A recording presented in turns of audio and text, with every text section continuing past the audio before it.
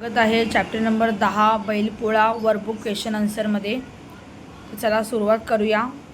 पुढील कवितेच्या आधाराने दिलेल्या सूचनानुसार कृती करा. तर क्वेश्चन नंबर पहिला आहे, बैलाला कसे सजवतात? तर पाठीवर मखमली रंगीत कापड पांघरतात, शिंगांना रंगीत बेगड लावतात, रेशमी बाशिंगे कपाळावर बांधतात. नेक्स्ट आहे पाठ्यपुस्तकातली कविता पान नंबर 14. तर चौकटी पूर्ण करा. Fill in the boxes. बैलाच्या सणांचे नाव तर बैलपोळा, बैलाचा घर तर गोठा, बैलांची नावे ढवळ्या आणि पवळ्या, गोड पदार्थ पुरणपोळी. हे कवितेच्या आधारितले क्वेश्चन आहेत. क्वेश्चन नंबर 3, पुढील शब्दांचे अर्थ लिहा. सण, उत्सव, गाव, खेडे, दिन, दिवस, काम, कष्ट, आराम, कामाच्या वेळेत थोडा वेळ थांबणे, बैल, वृषभ. पुढे आहे ओळीचा सरळ अर्थ लिहा. पुढील ओळींचे सरळ अर्थ लिहा. सैन बैलाचा आज पोळा, गोठ्यातील बैल न्हाऊ घाला. त्याचा अर्थ असा आहे, आज बैलांचा सन्मान करण्याचा बैलपोळा हा सण आहे. आज गोठ्यामधल्या बैलांना आंघोळ घातली आहे. नंतर पाठातील स्वाध्याय आहे हा. प्रश्न पहिला, एका वाक्यात उत्तरे लिहा. बैलाच्या सणाला काय म्हणतात? तर बैलांच्या सणाला बैलपोळा असे म्हणतात. बैलांना कसे सजवले जाते? तर बैलांच्या अंगावर मखमली झुली पांघरून त्याची शिंगे रंगवून रेशमी बाशिंगे कपाळावर बांधतात.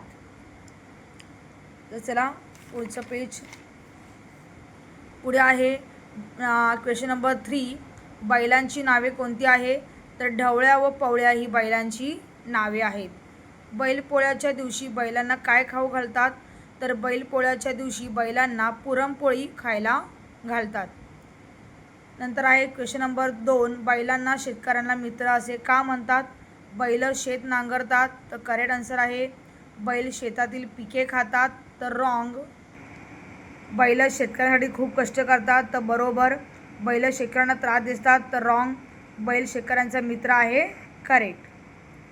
शेवट समान असणारे कवितेतील शब्द लिहा. झुली, बांधली, शिंगे, बाशिंगे, ढवळ्या, पवळ्या, सजले, धजले, धजले, सजले, कामधाम, आराम. पुढे आहे पुढील शब्दापासून अनेक शब्द बनवा. तर पुरणपोळी, तर पुरण, रण, पोर, पोळी आणि पोळी हे असे शब्द आहेत.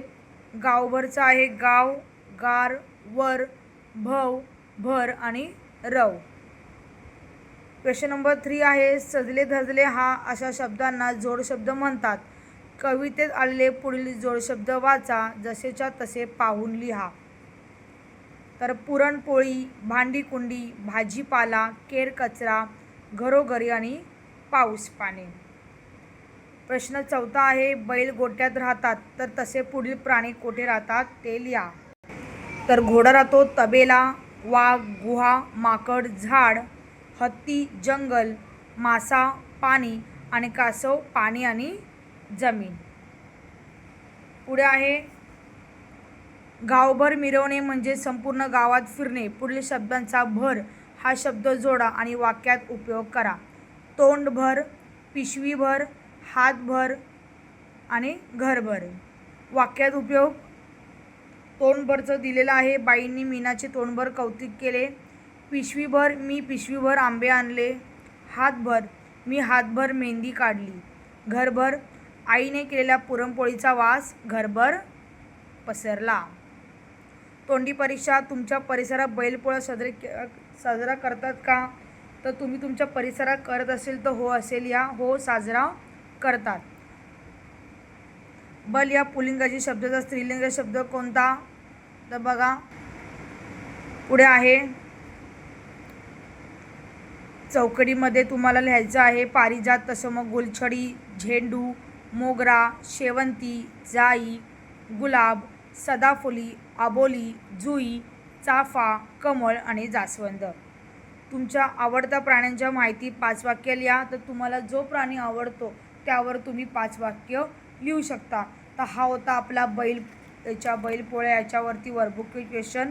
नेक्स्ट व्हिडिओमध्ये आपण इंधन बचत या जो 11चा चॅप्टर आहे याचा वर्कबुकची आपण व्हिडिओ पाहणार आहोत.